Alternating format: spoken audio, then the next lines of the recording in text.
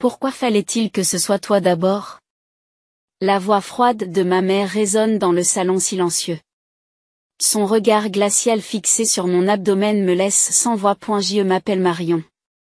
Je suis une femme au foyer de 25 ans. Ma sœur Tara a 3 ans de plus que moi et a toujours été la préférée de maman. Jusqu'au jour où je suis rentrée à la maison pour annoncer ma grossesse, j'avais espéré que mes relations avec maman s'amélioreraient, ne serait-ce qu'un peu. Je pensais que la naissance de son premier petit enfant pourrait contribuer à apaiser nos conflits de longue date. Lorsque j'ai visité la maison de mes parents avec mon mari Warner, ma sœur Tara a été la première à nous accueillir. Marion. Cela fait si longtemps, nous accueillit-elle avec son habituel sourire joyeux. Le père était parti travailler, mais il serait bientôt de retour. Le visage de ma mère était manifestement tendu lorsqu'elle m'a vu pour la première fois. Cependant, dès qu'elle a remarqué Warner, elle a affiché un faux sourire. Oh là là, je n'ai rien préparé pour votre visite. Attendez un peu, dit-elle en se dirigeant vers la cuisine pour y apporter des biscuits faits maison. Ce n'était que des sucreries pleines de sucre. Maman sait que je n'aime pas les choses sucrées. Lorsque nous avons annoncé notre mariage, Warner avait mentionné qu'il aimait les sucreries, et elle s'en est souvenue, disant avec une inquiétude exagérée, « Oh, c'est vrai, Marion n'aime pas les sucreries, n'est-ce pas ?» Je suis désolée, tout en souriant à mon mari. Warner a répondu avec tact que la personne avec qui je mange m'importait plus que ce que je mangeais. Mère a simplement répondu par une brève hissée et s'est assise sur le canapé. Une fois tout le monde assis, j'ai pris une grande inspiration. Nous sommes venus aujourd'hui parce que nous avons quelque chose d'important à vous dire, commençai-je. En fait, je suis enceinte. Un silence pesant s'abattit sur le salon. Tara fut la première à réagir. Me félicitant avec un sourire radieux, Marion, félicitations. Pendant ce temps, l'expression de maman devenait de plus en plus sombre. Warner se leva et sortit pour répondre à un appel professionnel. Tara se dirigea vers la cuisine pour préparer le thé. Dès que je me suis retrouvée seule avec maman, son expression a changé du tout au tout. Pourquoi fallait-il que ce soit toi d'abord? La voix de maman tremblait de colère réprimée. Avant que je puisse répondre, elle a continué. Le premier petit enfant aurait dû être celui de Tara. Quelqu'un comme toi. Ce qui s'est passé ensuite était totalement inattendu.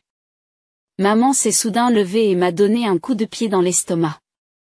La douleur était intense et je n'ai pas pu m'empêcher de crier. Maman, arrête.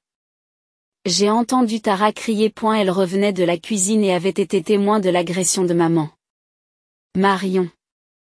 Warner est arrivé en courant. Je suis restée recroquevillée sur le sol, endurant la douleur intense. Tara a immédiatement appelé une ambulance, tandis que Warner me soutenait et jetait un regard noir à ma mère. Cette dernière a commencé à s'excuser calmement. Pourquoi fais-tu tant d'histoires? Elle s'est juste cognée contre la commode. Mais Tara a explosé de colère. Maman, je t'ai vue. Tu as donné un coup de pied dans l'estomac de Marion. Alors que les sirènes de l'ambulance approchaient, j'avais du mal à garder conscience. Warner m'a tenu la main en me chuchotant que tout allait bien, que j'étais là avec toi. Tara pleurait en retenant mère. S'il arrivait quelque chose au bébé? Le cri de Tara a retenti lorsque les ambulanciers sont arrivés. Alors qu'il me soulevait sur la civière, je pouvais sentir le regard froid de ma mère. Dans ses yeux, j'ai vu concentrer toute la haine qu'elle m'avait adressée au cours des 25 dernières années. Tara m'a accompagnée pendant le trajet en ambulance jusqu'à l'hôpital. En tenant la main de ma sœur, je me suis dit qu'il était peut-être temps de mettre un terme à ma relation avec ma mère. Warner a dit qu'il suivrait dans sa voiture et nous a raccompagnés. Dans l'ambulance, Tara s'est excusée à plusieurs reprises. Je suis tellement désolée de ne pas l'avoir remarqué. J'ai réalisé une fois de plus à quel point ma sœur m'avait soutenue pendant toutes ces années. L'ambulance a poursuivi son voyage jusqu'à l'hôpital, baignée par la lueur des lampadaires. Allongée sur le lit d'hôpital, je me suis remémoré des souvenirs de mon enfance. Quand maman a-t-elle commencé à nous traiter si différemment, Tara et moi? Je ne me souviens pas exactement quand cela a commencé, mais il me semble que c'était avant que je sois en âge de comprendre. Maman était la reine de beauté locale et conserve encore aujourd'hui sa belle apparence. Tara lui ressemble comme deux gouttes d'eau et chaque fois que les voisins disaient « Tu es la fille de Patricia, n'est-ce pas ?» Maman rayonnait de fierté. Mais moi, qui tenais de mon père, j'ai toujours été la fille décevante de ma mère. Je me souviens encore très bien d'un matin de Noël où j'avais 8 ans et Tara 11. Des cadeaux joliment emballés étaient disposés sous le sapin. Lorsque Tara a ouvert sa boîte, elle y a trouvé une robe de marque à la mode. Et ma mère a souri et a dit « C'est parfait pour Tara. C'est ma fille, après tout. » Puis ce fut mon tour. Quand j'ai ouvert ma boîte, il y avait un simple jean et un t-shirt, probablement acheté en solde chez Walmart. « Cela te va mieux, Marion. » À ces mots de maman, ma jeune personne n'a rien pu dire. Il n'y avait pas que les vêtements. Même les portions de nourriture étaient différentes. Ma mère conseillait vivement à Tara de manger plus, n'est-ce pas? En lui offrant des desserts faits maison, elle limitait mes portions. Marion, si tu veux garder cette silhouette, cela devrait suffire, tu ne crois pas? L'écart s'est encore creusé à l'adolescence. Tara était populaire à l'école et devint capitaine de l'équipe de Pom-Pom Girls. Maman assistait à tous les matchs du week-end, prenant fièrement des photos de Tara. J'ai rejoint l'équipe d'athlétisme. Bien que j'ai fait de bons résultats, ma mère n'est jamais venue me voir. Elle prétextait toujours qu'elle était occupée. Mon père venait parfois me tapoter la tête en me disant que tu avais bien travaillé. Mais il était occupé par son travail et ne semblait pas s'apercevoir de la complexité de la dynamique familiale. À eu lycée, j'ai progressivement commencé à réaliser que ma situation n'était pas normale. Le tournant a été une conversation avec ma meilleure amie Serena. Marion, ta mère est trop cruelle, m'a-t-elle dit un jour. Je l'ai regardée avec surprise. Qu'est-ce que tu veux dire par là? Elle achète des vêtements de marque à Tara. Mais pas à toi. La voix de Serena s'est éteinte. Ma mère ne ferait jamais une telle discrimination entre ses enfants. Ces mots m'ont fait comprendre pour la première fois que ma famille n'était pas normale. En même temps, je savais que Tara n'était pas au courant de ma situation. Ma sœur croyait sincèrement que je préférais les vêtements simples. Marion, tu as une si belle silhouette, tout te va, me disait Tara. Parfois, elle me proposait de me prêter ses vêtements, mais ils m'allaient rarement et je ne pouvais donc pas les porter. Le traitement discriminatoire de ma mère devenait particulièrement sévère lorsque Tara ou mon père n'étaient pas là. Lorsque nous étions seuls, elle m'attaquait sans pitié. Quand je pense que j'ai dû donner naissance à un enfant comme toi. Tara aurait suffi. Pourquoi ne peux-tu pas lui ressembler? Chaque fois qu'elle me lançait de tels mots, j'avais l'impression que mon existence même était niée. Mais je savais que pleurer ne ferait que susciter des mots plus durs, alors je retenais désespérément mes larmes. Mes camarades de classe s'inquiétaient pour moi. Le jour de mon 16e anniversaire, Serena et d'autres m'ont secrètement organisé une fête. Je n'ai rien reçu de ma mère, mais la jolie trousse de maquillage que mes amis avaient choisie pour moi reste encore aujourd'hui un précieux trésor. C'est à cette époque que j'ai décidé de quitter la maison. J'étais déterminée à devenir indépendante dès la fin de mes études secondaires. Ma mère m'a dit qu'avec un simple diplôme d'études secondaires, tu n'arriverais jamais à rien, mais cela n'a fait que renforcer ma détermination. Tara est allée à l'université et sa mère a puisé dans leurs économies pour payer ses frais de scolarité. Cela en vaut la peine pour Tara, dit fièrement ma mère. Pendant ce temps, aucun fonds n'a jamais été mis de côté pour moi. Mais curieusement, cette situation injuste m'a rendue plus forte. J'ai maintenu d'excellentes notes au lycée et j'ai travaillé à temps partiel dans un restaurant local après l'école. J'ai progressivement constitué mon épargne tout en faisant des projets pour l'avenir. Allongé sur mon lit d'hôpital, ces souvenirs défilent dans mon esprit comme une bobine de film. Le bip régulier du moniteur résonne dans la pièce silencieuse. Je suis soulagée que le médecin m'ait dit que mon enfant est sain et sauf. Je ne suis plus la jeune fille impuissante de l'époque. Je jure que je ne traiterai jamais mon enfant comme ma mère m'a traité. Le ciel du soir à l'extérieur de la fenêtre devenait rouge. Le deuxième matin à l'hôpital, Warner est venu tôt pour me rendre visite. Quand je lui ai demandé si le travail allait bien, il a souri et m'a répondu que tu étais plus important. J'ai rencontré Warner 3 ans après avoir terminé le lycée. Je me souviens très bien de cette époque. Juste après avoir obtenu mon diplôme, j'ai quitté la maison. Ma mère m'a dit en ricanant que tu reviendrais bien assez tôt, mais j'ai juré de ne jamais revenir. Tara était occupée par l'université et ne semblait pas prendre mon départ très au sérieux. Les débuts ont été difficiles. Tout en continuant à travailler au restaurant, j'ai postulé à des emplois de bureau dans de grandes chaînes de supermarchés. Lorsque je mentionnais que je n'avais qu'un diplôme d'études secondaires lors des entretiens, l'expression de l'interlocuteur s'assombrissait généralement.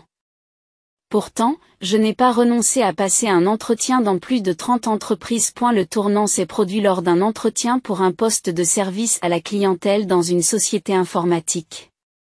Grâce au responsable des ressources humaines qui m'a dit que votre expérience et votre motivation étaient plus importantes que votre formation, j'ai obtenu mon premier emploi de bureau. C'est là que j'ai rencontré Warner, un ingénieur système. Notre première rencontre a eu lieu lorsqu'il m'a aidé à résoudre un problème d'imprimante. Un jour, Warner m'a dit, « Tu es toujours là, du matin au soir. » J'ai répondu honnêtement, « Je veux apprendre le plus possible. » Pour quelqu'un qui n'a qu'un diplôme d'études secondaires, ce travail est une opportunité précieuse. Par la suite, Warner a commencé à s'arrêter de temps en temps à mon bureau. Nous avons discuté autour d'un café pendant les pauses et avons fini par nous rencontrer également le week-end.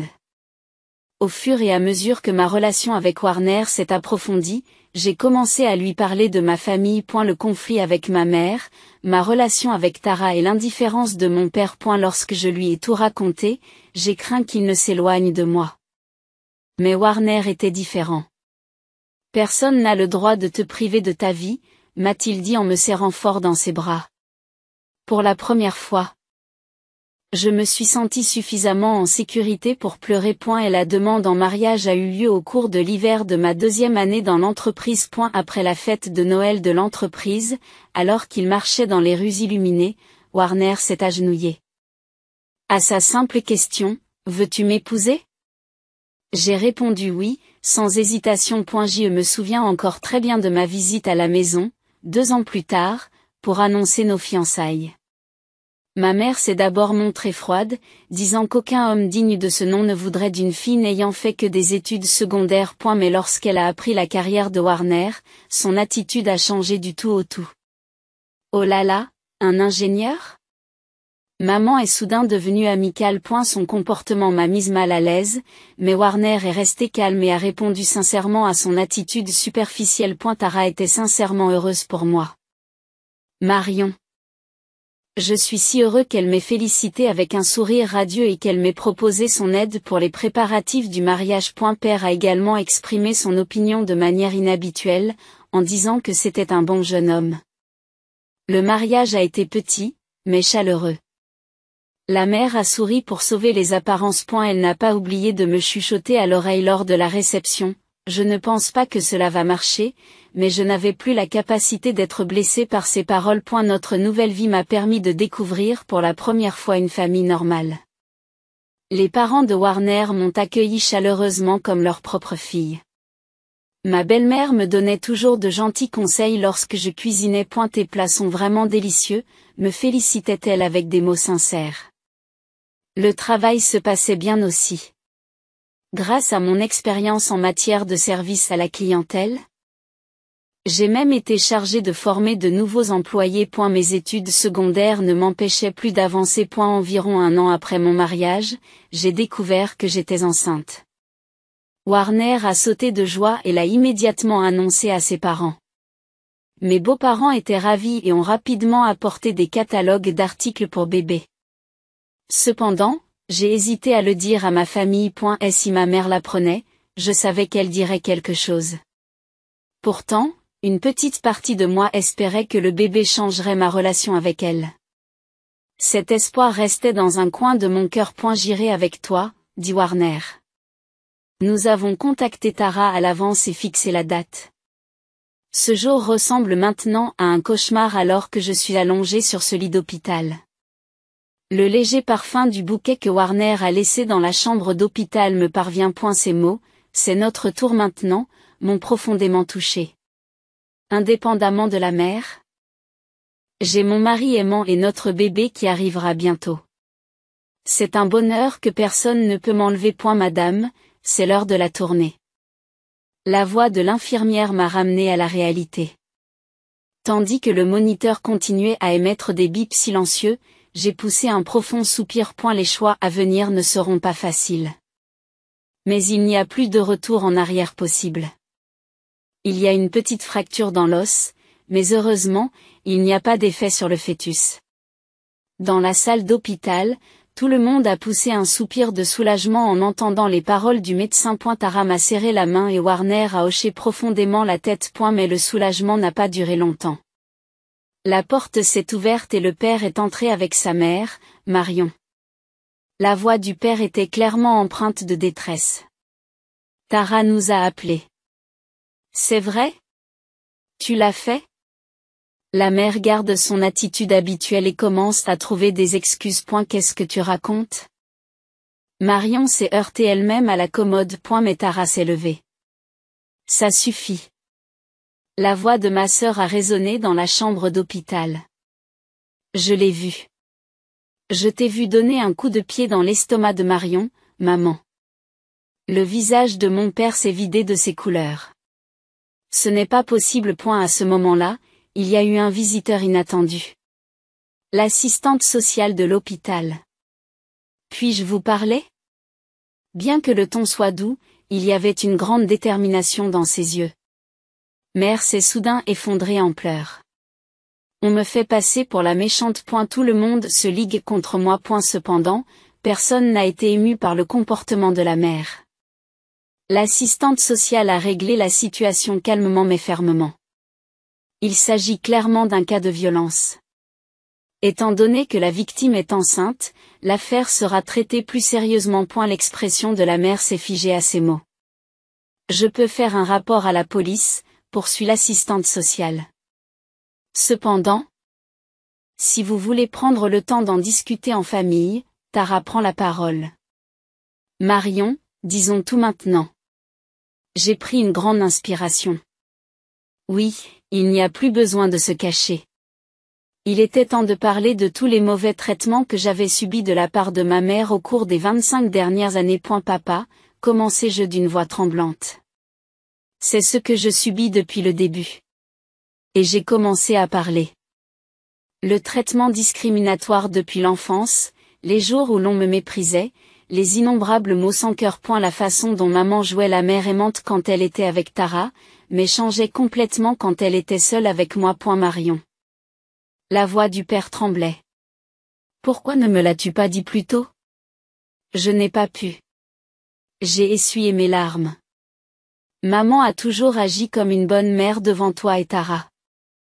Je pensais que personne ne me croirait. Tara s'est couvert le visage des deux mains. Je suis désolée. Marion.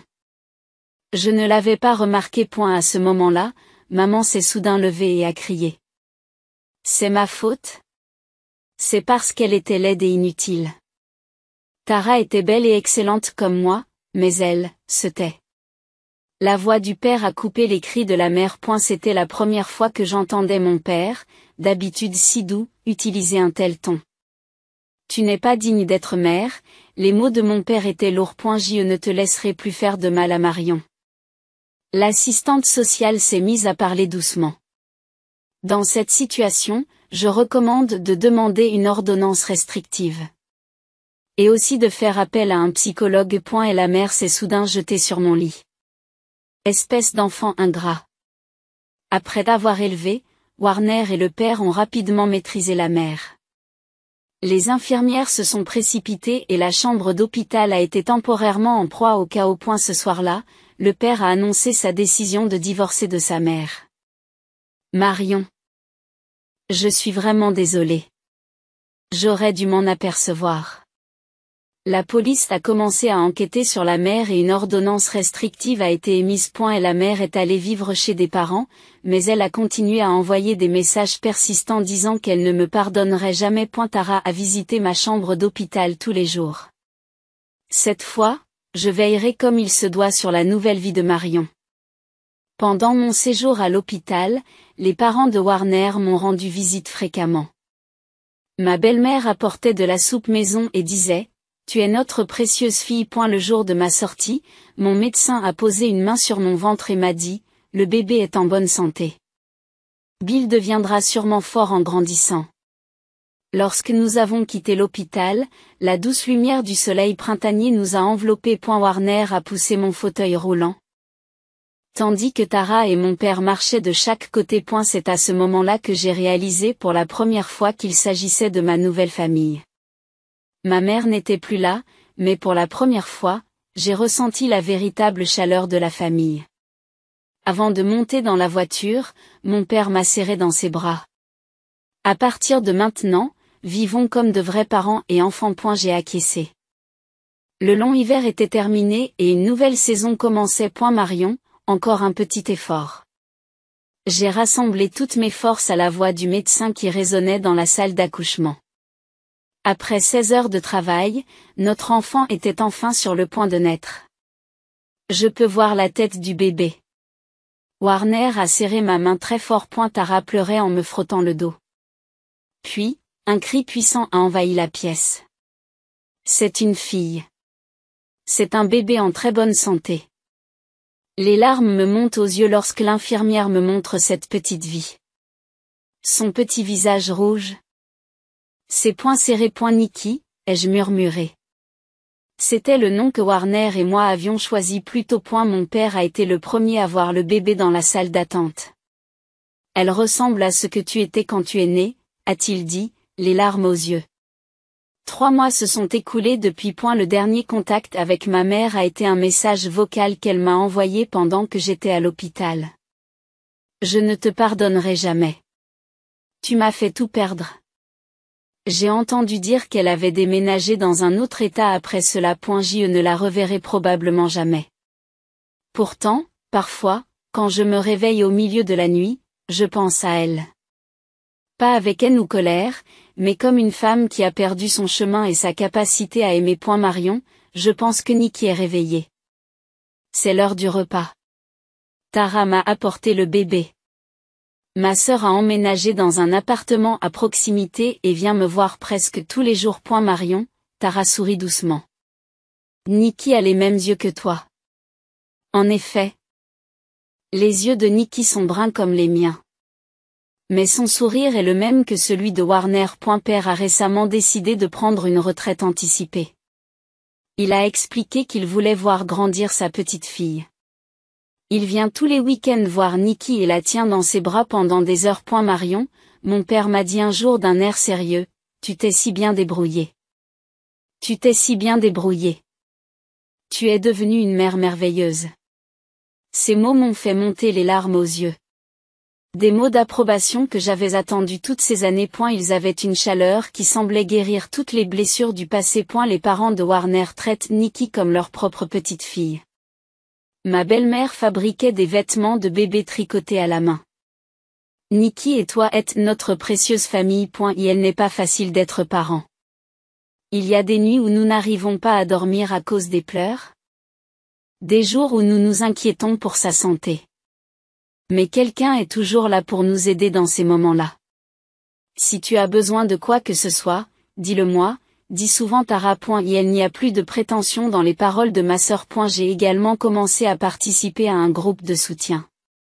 Je rencontre d'autres mères dont les relations familiales sont compliquées et nous partageons nos expériences. Nous écoutons les histoires des autres et nous nous encourageons mutuellement. J'y apprends que je ne suis pas seule. Grâce au soutien de tous, je suis devenue plus forte. J'ai pu partager mon expérience pour la première fois lors d'une réunion récente. Le jour où Nikki a eu 6 mois, nous avons organisé une petite fête. Le père, Tara, les parents de Warner et des amis proches étaient présents. Et la salle était remplie de sourires et d'une atmosphère chaleureuse. Me chuchote Warner. Es-tu heureux? Le soleil couchant éclairait doucement le visage endormi de Nikki à travers la fenêtre. Tara et son père discutaient joyeusement pendant que mes beaux-parents prenaient des photos. Oui, j'ai souri. Oui, j'ai souri. Je ne laisserai aucune ombre s'abattre sur la vie de cet enfant. Je ne répéterai pas les erreurs commises par ma mère. Je donnerai à Nikki un amour inconditionnel. Alors que je faisais ce vœu, Nikki a tendu sa petite main vers moi. Son geste semblait dire « Tout va bien ». Un nouveau matin est sur le point de commencer. C'est peut-être là que commence notre véritable histoire. À l'extérieur de la fenêtre, la brise printanière balançait doucement les arbres.